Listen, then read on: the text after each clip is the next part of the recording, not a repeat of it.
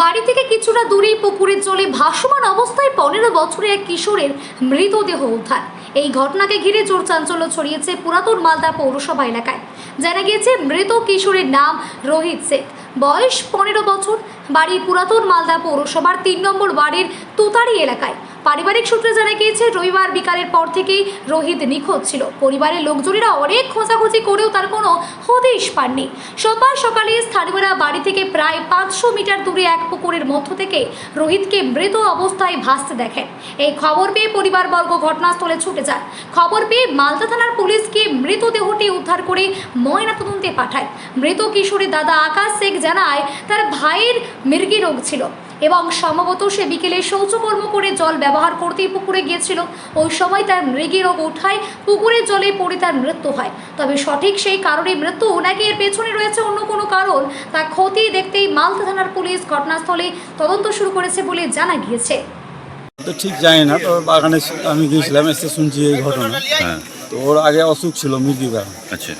ওই ব্যায়াম থেকে হয়তো পায়খানা করে জল খরচ করতে এসে এই দুর্ঘটনা ঘটেছে। কি হলেন এখন? এখন তো ওই মুখ উগুর করে পড়েছিল, হুম, হাফ প্যান্ট অর্ধেক প্যান্ট খোলাই ছিল। আচ্ছা এই হবে, এছাড়া কোনো অশান্তি বা কোনো গণ্ডগোল না। আচ্ছা, কি মনে হচ্ছে? হ্যাঁ জলে ডুব? হ্যাঁ, জলে ডুবেছে। আচ্ছা, কিছু জানা গেছে? না, বাড়ির থেকে কখন বেরিয়েছিল সেটা জানা না, তবে হ্যাঁ। পায়খানা করে হয়তো যত সম্ভব জল খরচ করতে এসে এই দুর্ঘটনাটা করেছে। আচ্ছা, ওর অসুখ ছিল মির্গি ব্যায়াম। বাড়ি এমনি? বাড়িতে বাবা মা ভাই আছে একটা। তো এ লেবারে কাজ করতো, আম ভাঙা টাঙা যখন যার কাজ হতো কাজ করতো। আচ্ছা আমারও তো কালকে বেলা 3টা অবধি কাজ করি, আম ভেঙেছে। আচ্ছা, আম তো গাছে উঠতো না, ওই নিচে থেকে কুড়াতো লেবারে। এর নাম কি? নাম রোহিত, কি নাম ভালো? রোহিত শেখ। মানে বাড়ি কোথায়? বাড়ি তোর বাড়ি? ও 4 নম্বর বাড়ি। হ্যাঁ, 4 নম্বর ওয়ার্ড। বডিকে নিয়ে যাওয়া হচ্ছে? বডি যা ব্যবস্থা করার করছে, প্রশাসন এসছে, সে তার ব্যবস্থা করে নিয়ে এসছে। আচ্ছা,